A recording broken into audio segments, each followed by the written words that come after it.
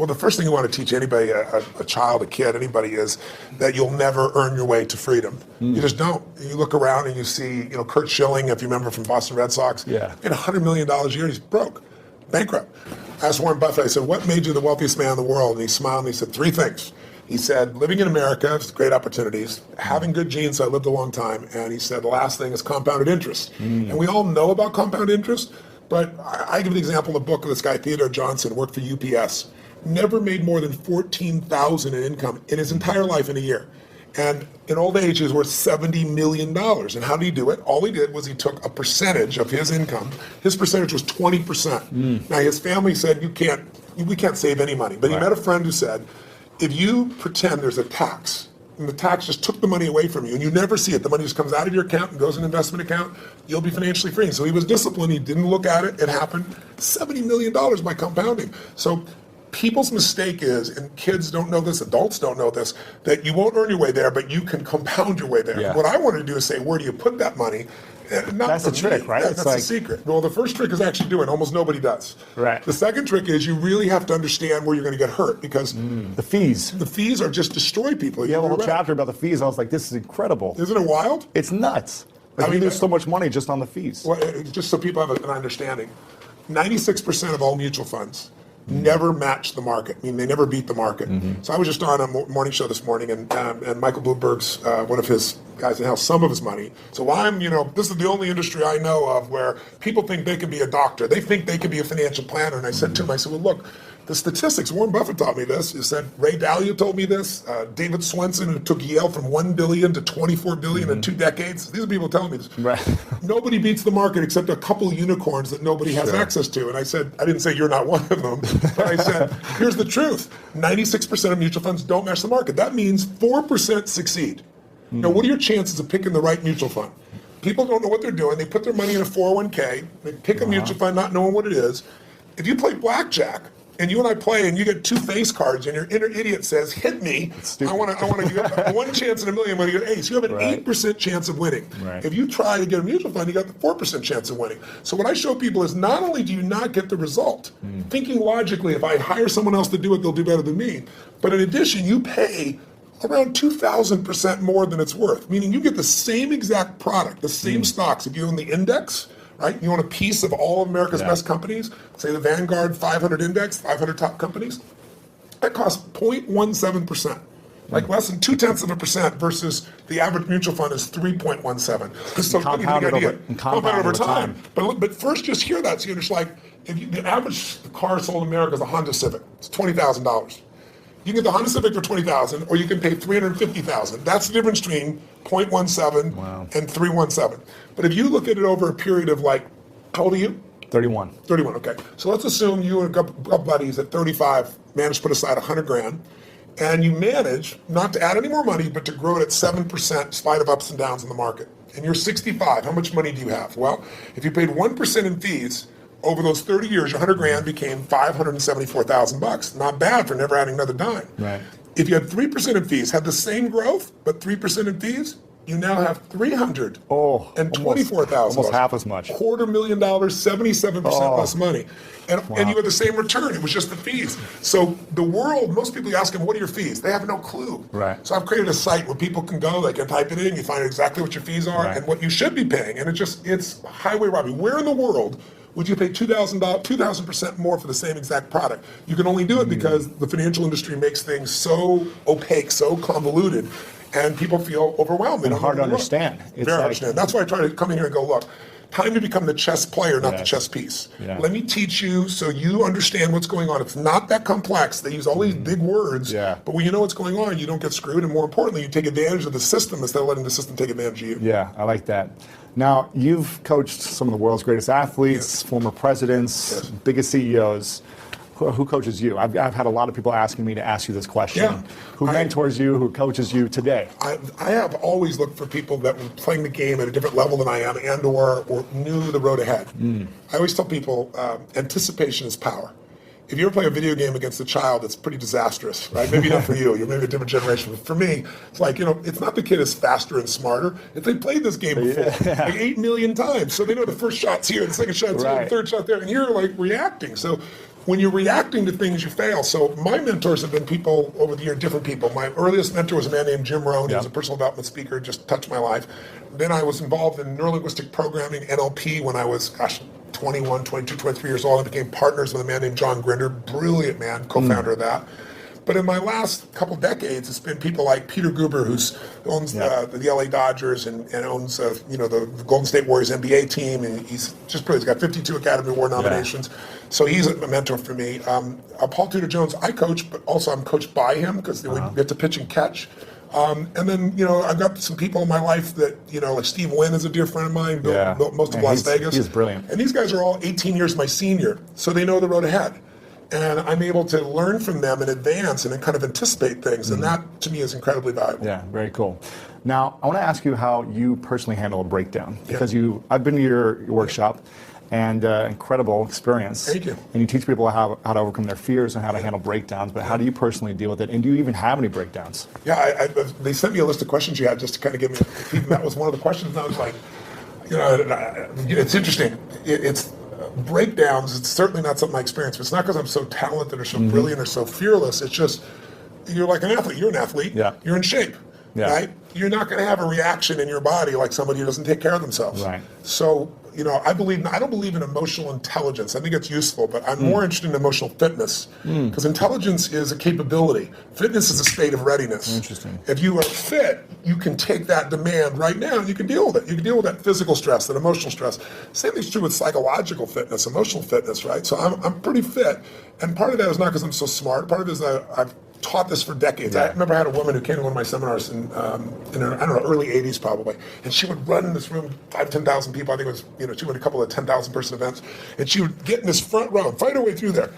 And she'd jump and go for it. And at one break, she came up to me, I was signing a book for her, and she says, she goes, Mr. Robbins, I've seen you at like 8 of these. She goes, I've seen you like when you're really, I know, I can hear your voice, you're hurting, or you haven't slept. And she goes, you always seem to be so up all the time. How come you're so up? And I said, well, part of it is I attend all these seminars. So I'm teaching it. So there's a fitness to that. But there's also, I've buried 3 fathers and 1 mother, and that affects your life. I've had a physician look me in the eye and say you have a tumor in your brain. Wow. And so I've had those moments that when you've had extreme stress and you push your way through it, you build psychological muscle. It's like it takes a lot to knock me off. In the early days, we didn't have $50,000 to keep the doors open. How do we do it? Then I had, graduated to $5 million. Then I graduated to a partner that mine who kind of didn't do things well, and I ended up owning $100 million because I had to take on his debts. $100 million. But when you do all that stuff, now my companies do $5 billion, a year. So you keep expanding what I would call really the circle of the threshold of your influence. Sure. Everybody has a threshold of control, and if you get beyond it, you kind of freak out. So it takes a little bit more. I can't. So you don't have breakdowns. I don't have a breakdown. Do I get pissed off or get frustrated or tired? Yeah, but a breakdown, honestly, no. So how do you handle it if you get tired of something? I sleep when I can. Okay, cool. I mean, it's honestly, it's pretty simple. But when I've had challenging times, I have so many tools. Yeah. I pull them out. And mostly it's just like you as an athlete. You don't just physically break down. Right. You take care of yourself. So you're constantly training that. I think most people don't train their mind and emotions. It's like I think the most powerful muscles to me are not physical, as strong as important as they are. It's like faith is a muscle, courage is a muscle, determination is a muscle, playfulness is a muscle. Passion unexpressed weakens. Faith untested gets smaller. Yeah. So I'm always, I call it deep practice. I'm always pushing myself to the edge, and pushing yourself to the edge makes you stronger. Yeah. In the book, I was really excited to hear you talk about, you say the secret to wealth is gratitude. Somewhere in the book it says that. And I think maybe it was someone else you were referencing. Yes, it came from Sir John Templeton. And every day I practice gratitude. When I wake up, and every night, I always try to say to my girlfriend or someone I'm talking to before I go to sleep, 3 things I'm most grateful for. That's great. Now, why? So I was pleased to see that. I was like, I'm on the right track if I'm living in gratitude. But why is that the secret to wealth? Well, Sir John Templeton is probably one of the greatest investors in history. People don't know his name. He started out with nothing. He wasn't Sir. He wasn't from another country. He came from the U.S. And he decided that he wanted to understand wealth, and so he saved $10,000, a huge amount of money in those days. And when Hitler invaded Poland, he developed a belief. His belief was, you make your money in times of maximum pessimism. Like if you were around in 2008, 9, you remember what it was like, right? Yeah. you could have bought, the Sands in Las Vegas, you could have bought their stock for $2.28. Today it's $67. Wow. It's a 3,000% return. It's not bad. You could have bought Citibank for less than $1, right? So people in those times, he understood that. And so what he did was, and everybody thought the world was going to end, he took $10,000, he bought every stock on the New York Stock Exchange that was $1 or less, including companies everybody thought were going bankrupt. But when things are bad, people think it's going to be bad forever. When things are good, they think it's going to be good forever. And they're always wrong. Life's cyclical. So there's a season for everything. So once we got through World War II and a few years later, guess what? Those same stocks made him a billionaire. So when I asked him, I said, what's the secret to wealth? His response really touched me. He goes, you know it, you teach it. I said, what's that? He said, gratitude. And I said, why do you say that? He said, because if you got $1 billion and every day you live pissed off and frustrated, the quality of your life is called pissed off and frustrated. Right. But if you have nothing, but you're euphorically grateful for whatever you have, you're the richest person that you're going to know. He said, so it doesn't matter how much money you got if you don't have gratitude. So I do the same thing, by the way. I have a process I call it priming, where I get up every morning. I do mine in the morning. I do this radical change to my body, kind of alter my state. And then I do 10 minutes, I never miss. And my first 3.5 minutes is what I'm really grateful for. And I make myself think of at least one of those three that's something really simplistic instead of something giant. The wind on my face, the look in one of my kids' eyes, something of that nature. And then I do 3 minutes of strengthening, healing. I do 3 minutes of what I'm going to create my world. And I do that for a minimum of 10 minutes every day, because I believe you have to condition it. You don't just hope that stuff shows up. You set your intention each morning. Well, not every day. Yeah, very cool. So what are you most grateful for recently in your life? Gosh, so many things. Well, it's Thanksgiving, so one piece. Well, one is my daughter is 40 years old, and she's been wanting a child forever, and she's going to bring me a grandson in a few months, which is kind of cool. Congratulations. Thank you very much. That's cool.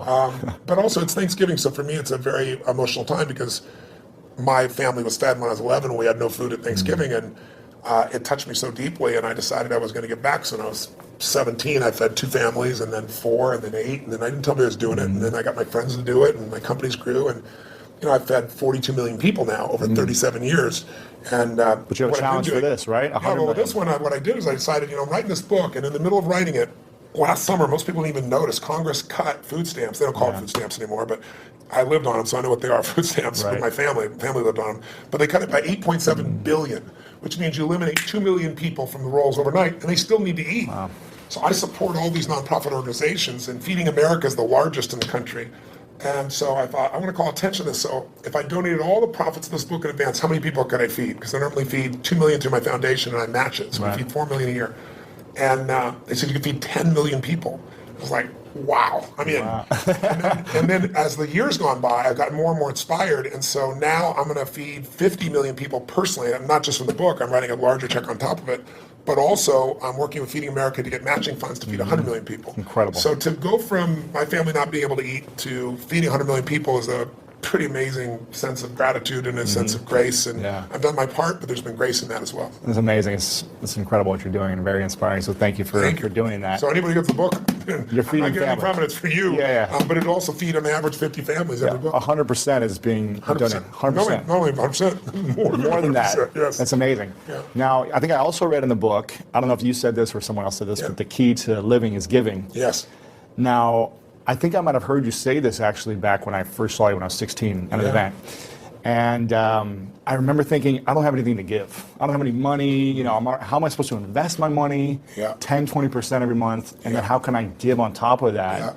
But I really understood that, it's so valuable and important to give. And I work with a lot of nonprofits myself, building schools for kids around the world. Wonderful. And I've seen a big impact in my life, in the way I'm able to serve people. Sir John Templeton told me that he's never seen anyone tithe, which, tithing is usually 10% of what you earn, for at least a decade, who didn't become incredibly financially free. Wow. And I think the reason is, I had a moment like when my whole life changed. It was kind of twofold. I was really young, like yourself back then, right? Working my tail off, trying to build a business. And you have big goals, you don't always succeed to start with. It doesn't just come together, right? It was hard. And I remember I was so frustrated because I was working 18-hour days and nothing was working, and I was broke, and I felt embarrassed. I should be doing better than this. Sure. And so I was driving home from Orange County on the 57th freeway in San Gabriel Valley, out near a place in Pomona, California. It probably doesn't matter anybody else, but I can remember it so vividly because it was almost midnight. And I was at this breaking point. And then I was like, why am I not, doing better? And then I just pulled over the road, and I used to keep these journals. I still have them, written journals. And I wrote in big lines, the secret to living is giving. And I started to cry.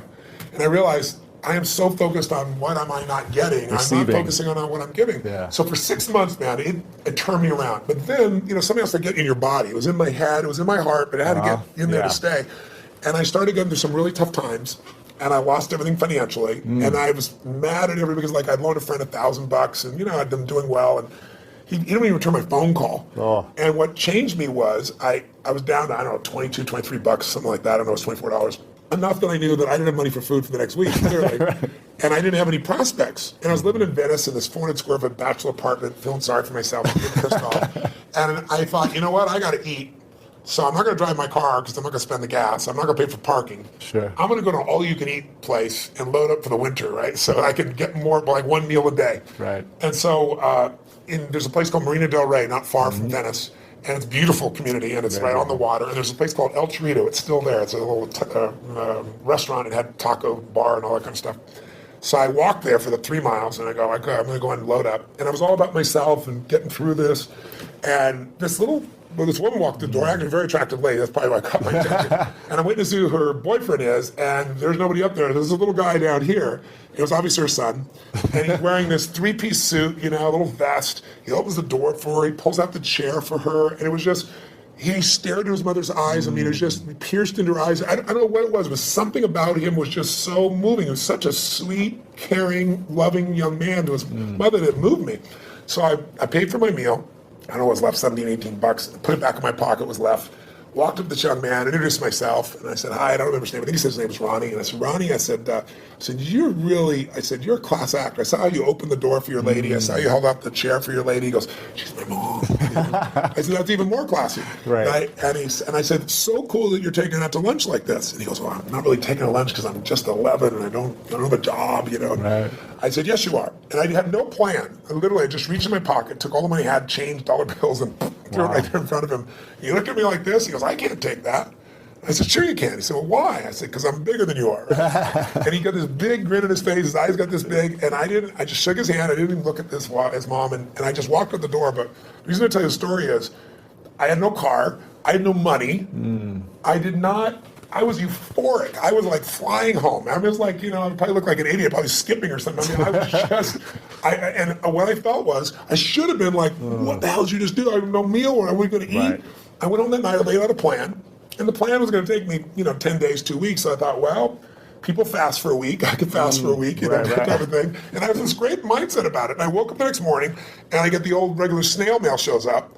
And it's this guy I've called a zillion times who wouldn't return my call. I open it up, there's a check, $1,000 plus interest and an apology. Wow. So I'm sitting there, and I started to cry, honestly. And I was just like, why did this happen, And I don't know if it's true, but I decided that day this happened because I did the right thing. Because I didn't have a plan. It wasn't a strategy. I just thought this little soul beside me. I knew it was right, and I did it. And I didn't do it because I thought I could or I couldn't. I didn't even think about it. And that's the day I became a wealthy man, because I didn't have any money, but scarcity left my body. And I had plenty of ups and downs since that time, in various times in my life, but I never went back to that, oh my God, how's it going to happen? Yeah. It's like breathing. Do you stop and say, God, is there going to be any air before you take a breath? You know it's going to be there. Right. You don't run your life by that aspect. And so that to me is what it's about, is showing people, if you won't give a dime out of $1, don't bullshit yourself. You'll never give $1 million out of 10 million or 10 million out of 100 million. It's just not going to happen. Right. But if you can do that now, you don't ever get beyond scarcity. You start behind it. You make a decision to get beyond it. So how does someone, when they're living in scarcity, they're living in fear, and it's like this emotional feeling. It's in your body, like you say, when you're like, I can't even pay for my meal. How am I going to start giving? What are some things that people can do to start overcoming that mindset, or start strengthening it, or shifting it? So I'll tell you a couple things. I'll tell you what I did when I was first on my own. I got my mom kicked my dad out when I was 17. She was a very powerful woman. I had 4 fathers, so they all learned how to get the boot. She thought I was on his side, so she kicked me out next. I was 17. She chased me out with a knife. She wouldn't have hurt me, but I wasn't going back in the room. Wow. And that's how I figured out what to do. And I didn't have a place to stay, and I ended up staying in somebody's laundry room for a while, and then I started reading and feeding my mind, and then I developed this little system, and the system was really simple, and I tell people now, as I say, number one, every single day, you got to feed and strengthen your mind. Until you do that, you're always going to be in fear, because fear is automatic. The human brain is designed for survival. It's not designed for success. Your brain is not designed to make you happy. That's your job. Right. And the only way you're going to do it is if you feed your mind, because otherwise, weeds grow automatically. My coach, my mentor, Jim Rohn, used to tell me, he said, Tony, every day you got to stand guard at the door of your mind. You got to watch what's going in, because if you're not careful, stuff will go in. And he said, all the times it's somebody who cares about you. He said, if your family, if your worst enemy puts sugar in your coffee, he said, what happens? I said, you got sweet coffee. He goes, what if your best friend by accident, or your family, don't mean to, they drop one drop of strychnine in your coffee, you're dead. He said, so life, sugar, and strychnine, and watch your coffee. Right. So every day I decided, I'm old enough, honestly, there was no internet those days. I'm pretty ancient. I used to go to the library, because it's the only place you go. And I'd read biographies. I'd read people's lives, and it would make me go, wait a second, as bad as I think it is, the greatest people in the world had it worse. Sure. So there's something here. So you feed your mind.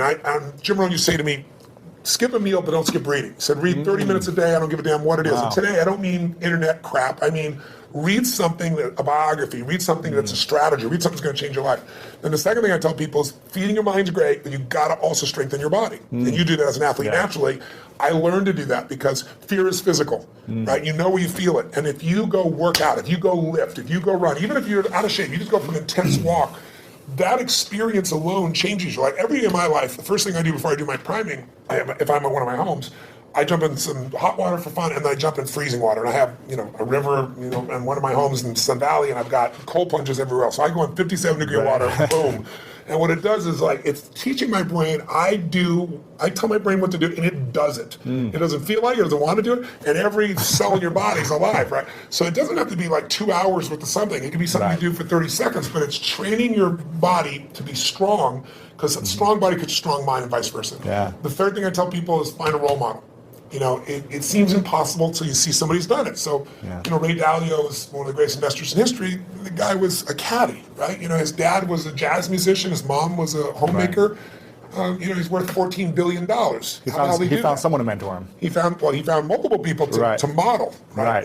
You don't always find a mentor, but you find somebody you can model. And when you start seeing that somebody else can do it, and you see they really did, you start to believe, you start to get certainty. And then the fourth thing I tell people is it's massive action and constantly change your approach, and then it's find somebody worse off than you are and help them. Because when you do that, it gets you out of yourself. And that's what I really have people do. That's what we do at Thanksgiving. We have our basket brigade where 2 million people get fed. Amazing. Not the one I do, the one that I get people to do. And it's amazing. People go in there and they see, my God, I thought my life was tough, but look at this person's life. It makes you appreciative. It puts life in perspective. Yeah, very cool. Now, talking about feeding the mind, if you could only leave 3 books behind, it's the end of your life. 3 books behind to your kids. Yes. And or the message to the world of here's the 3 most important books that you should read. That's tough. What are those 3 books that all the books I've read through? You can only pick 3. That's a tough one. I don't know if I can do that, but I'll tell 3 off the top of my head. I'd say Man's Search for Meaning, Viktor Frankl, because all of us in our lives are going to experience extreme stress. I don't care how much money you have, I don't care how much people love or respect you, you'll have your time. It might be a health issue in your family, it might be something happens to the economy, something happens to all of us. And so to see how people that were put in the most insane, unjust environment, people that were in Auschwitz, how they dealt with that unbelievable situation, and how the ones that thrived in spite of it, and to go through Viktor Frankl's way of understanding how to create meaning in your life. I don't think there's a more important book. I think maybe another one might be As a Man Thinketh, because it's a book that you can read dozens of times in your life. It's small, and it's the core of everything. As you think, so you are. I mean, obviously the Bible is an extraordinary book, or whatever religious document a person believes. I'm personally a Christian, but I tell people whatever you believe, you need to practice it, whatever it is. Because there are many different ways of connecting, to what has created us. And then that's 3 already, but I give you one more. I think another one that's important would be understanding the life cycles of humanity. There's a book called Generations. It's a big book. It's, I think, 1,000 pages, 800 pages. Bigger than this book. Much bigger than this book. But it's a book worth reading because it shows you how, as every 100 years, 80, 100 years, we run through the same cycles. Like what we've just gone through economically in 2008 happened 80 years before. And you can go through 1,000 years of Roman history and you see it. And then when you begin to be able to anticipate what's coming, you know how to take advantage of the season. Some people freeze to death in the winter. People that are prepared might snowboard or ski and have a good time. So it's a brilliant book, and it's by Strauss and Howe. It's worth reading. Cool. All right. So those are 4. I'm curious. Why didn't you recommend one of your books? I don't think I'm the best book in history. I'm just teasing. I'd frankly have put some in an event. Exactly. Yeah. Events are incredible. This is a question from your son. Yes. And I said, is there any question you haven't asked your dad that you're still curious about? And he said, yeah, He's pretty calm, actually. He's a calm guy. He's not outrageous like you. He's pretty outrageous. And he said, my dad does everything on such a big scale. Everything is big. Everything is huge, impactful. It's like the biggest it can be, the best it can be. Yeah. He said, but I wonder what's something small he's done that he's so proud of. So is there something small you've done? An example was you giving money to, that child. It was a great example of that. But is there something recently you've done that's so small that you're like really proud of? A lot of people don't think proud is a good term. I think it actually is. Ego is edging God out. That's when you make shit up to make yourself feel good. But I think if you've really done something, you have, and no one could take that from you. And so I'm proud of who I am as a man. I'm proud of the things that, what goes on when the camera's not on. And there are people around me all the time that will tell other people stories about what I'm really like. So I don't have to communicate that to people. It gets shared.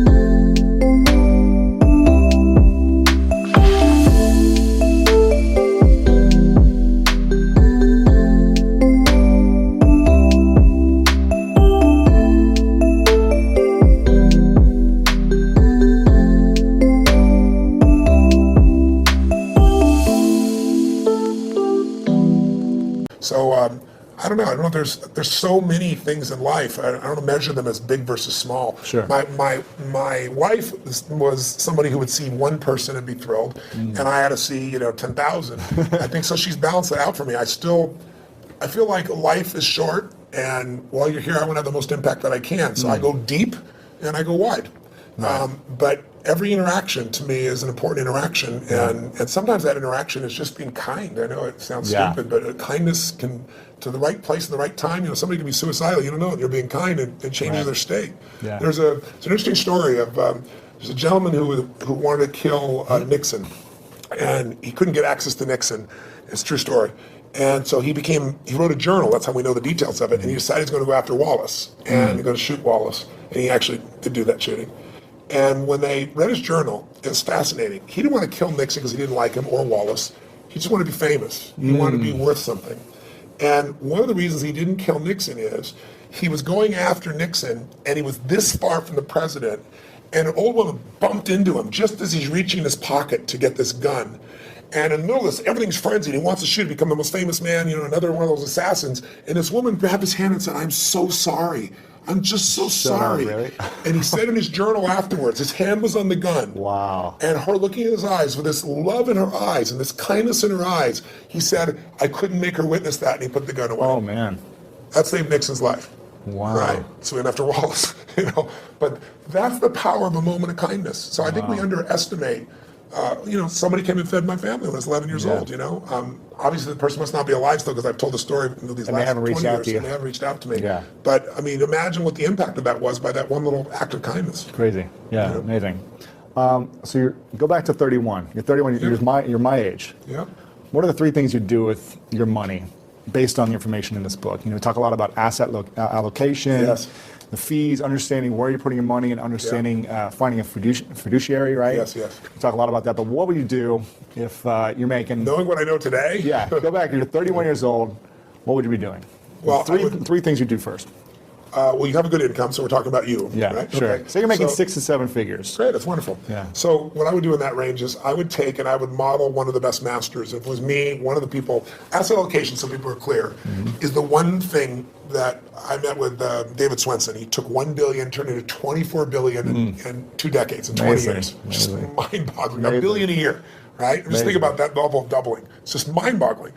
And I asked him, I said, what are the dials? What are the only dials we can touch? And he said, Tony, to increase your return, there's only a few things you can do. He said, you can make better selections of stocks. He said, you can have better timing. He said, and you can have better asset allocation. He said, the first two will never happen because the first two cost you money. Got to hire somebody. Everybody's wrong on the timing. He said, asset allocation, which simply means dividing your money into different buckets. Some of those buckets are secure so that even though you think you're going to be a genius, you're going to make money no matter what. That money grows slower, but it'll always be there, and it'll give you freedom for the rest of your life. There's a growth bucket, which is also a risk bucket. We forget that. Yeah. Because one of the things Ray Dalio taught me, he said, Tony, everybody invests in what they think they know. If you grew up with real estate, you're not a genius, but you made money in real estate, because anybody can when real estate's going up. Yeah. You think you're a genius. You think you know stocks. Oh, you're a genius, in 1999, right? Sure. You're a genius in 2010 when things started to grow a bit. He said, whatever you invest in your lifetime, that area is going to drop 50 to 70%. There's zero exception. He can show you mathematically, and he can show you historically. Wow. So he said, you have to diversify, even though you don't want to. And you have to divide these monies up. So every one of them taught me different asset allocations. But the one that I think is the most valuable for anybody to really take advantage of is Ray Dalio's, because Ray Dalio's figured out, why is it in 2008, if your stockbroker, your financial planner said, we're going to protect you, we're going to put you half in stocks and half in bonds, why did they both go down? You weren't protected at all. Same thing happened in 2000. And he figured something out. When you think you're in a balanced portfolio, you're not balanced. And the reason is stocks are 3 times more volatile than you'll find in bonds. What does that mean? It means when you think you're 50-50, you're 50-50 with your money, but you're not 50-50 with your risk. You're 95% at risk and 5% on the good side. That's why everybody loses. So he figured a formula, because he said, look, someday I'm going to be gone. Yeah. I want my kids to have the money long term. I want all the philanthropic things I'm doing to be taken care of. So he spent 15 years studying the markets and figured out, how do I design a portfolio that'll make money every time? Like, if it loses money, it lost in 75 years, it's lost 1.6% when it's lost, but it's been right 85% of the time. Wow. If you went to Vegas and you had a plan that worked for 75 years and made money 85% of the time, and when you lost 1.6%, and when you gained more than 10%. The biggest loss in 75 years is 3.95%, less than 4. Wow. So why did people not make it in the stock market? Because when you take a 50% hit, they all say stay in. Nobody, the average person never stays in. Sure. If you look at the last 20 years, the average person, the stock market over 20 years, from 1993 to 2013, has averaged 9.2%. Pretty cool compounding. You double your money pretty damn quick doing that. Right. But the average mutual fund investors made 2.5%. Why? Because they freak out, they sell when it goes down, they buy when it's looking good, it's just the wrong time to buy it. They don't know what to do. So what Ray Dalio's strategy does, and by the way, he's never shared this strategy ever publicly. And he gives it in here. He gives it in here, which is mind-boggling. I pushed him, I teased him, I cajoled him. In the end, I said, look, you're not taking any more money, help the average guy out. He lays it out. You can do it yourself, or you can have someone else do it for you, but it takes 15 minutes a year and 85% success over 75 years. And I could take any time period, the last 30 years. He lost money 4 times. One of those was 0.003%, so it's really breaking even. So, and again, the most he ever lost, less than 4%, average 1.9%. So if you're looking for a plan, I'd put some money there. Then the other money that I would do is I'd take some of that money and I'd look at what are the biggest trends. I have a lot of my money also in senior housing, and the reason is twofold. It's a demographic inevitability. There's this giant wave of baby boomers, and there isn't enough senior housing to take care of them. And I like it. I like to create a quality place for someone to be able to be lived and taken care of and so forth. But there's huge income from it, and there's the growth in the asset itself. Sure. So I'd be looking at what are the big trends, but I would make sure I locked down a segment of my money that I took a percentage of my income no matter what, and I made it really big, and I made it so I'd never have to work again. And that's where I am now. I don't have to work. And what's ironic is, when you interview people that make at least $750,000 a year, right, just under $1 million, 80% of them say they'll never retire. When you interview people that make a very little amount of money, they all talk about wanting to retire. Right. And the people that do retire say they'll retire after 75. Like, Steve Williams, my buddy, he's 72. Warren Buffett's 84 now. Still working. I met with Jack Bogle, who created Vanguard. He's been in the business 63 years. Wow. He's 85 years old and such a genius.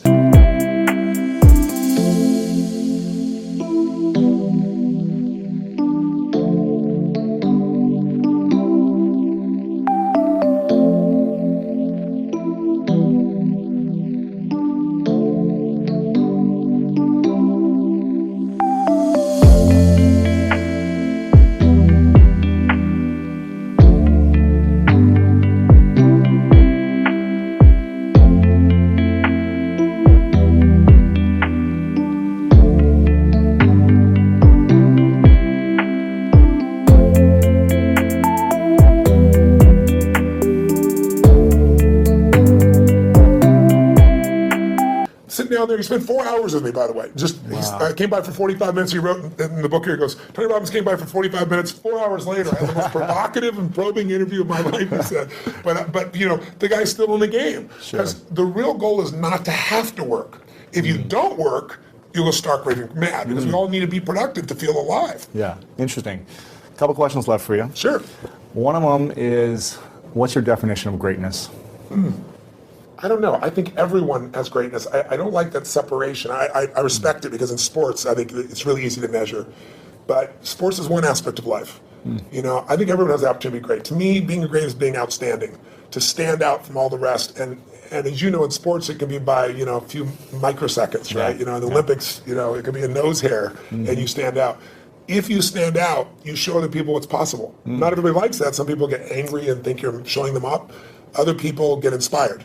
I've always been inspired by somebody who's the best in the world at what they do. And so I think greatness is somebody who just will not settle and finds a way to do, be, share, and create in life what they want, as opposed to fitting in. I think most people are trying to not be rejected. I wrote in this book, I took a quote from Aristotle saying, how do you really live your life? Well, if you don't want to upset anybody, it's really simple. Don't do anything, don't say anything, don't be anything, and everybody will like you. You know? But if you want to have a quality life, I think you just have to put yourself on the line. And so to me, greatness is people that put themselves on the line, they keep growing, they won't settle. So what's next for you? What are you still up to? I mean, why are you going after inspiring 100 million people, feeding 100 million people? What's next? Why not? Right? It's like, what else are you doing in your life? I look at, there are lots of challenges. I mean, this is a problem I wanted to go after. It's a problem because people are being abused by a system that nobody means to abuse it. It's just, it's not an evil system. It's just, you have large corporations that are set up to make a profit, and that's their job. They're not set up to make you as an investor more profitable. So they take care of their shareholder first. So they get all the fees they can. They manipulate the system. So I want to give people freedom. To me, that's valuable. But, what I do with my life is I look at what I see that moves me. I mean, I always tell people ask me about speaking, they say, how do you be an effective speaker? I said, don't speak about shit you're not passionate about. And that you don't have a true edge where you can help somebody. If you can add massive value and you're passionate about it, then talk about it. Otherwise, shut that, what up. That's my view. So when I find things that I'm very passionate about, I like to go deep. I think we live in a Facebook world, a Twitter world, a tweeting world, texting world, where people are, by technology, not realizing they're becoming more and more shallow. I mean, there are people ending relationships by texting now. It's like, are you kidding me? They go, why is the person upset? I can't understand. Did you see this? I texted you. And I look at them going, are you kidding? But technology is making us think that our Facebook friends are our friends. I mean, give me a break. There's only a few friends you can go deep with. You can't have 10,000 friends and go deep. And I think a lot of people are dissatisfied because technology is making us go faster and faster. So I look for things to go deep in. And I think in our lives, there's a few areas that matter. Your body, your emotions, your spirit, your relationships, your economics, your business. Those half dozen or so areas I like going deep in.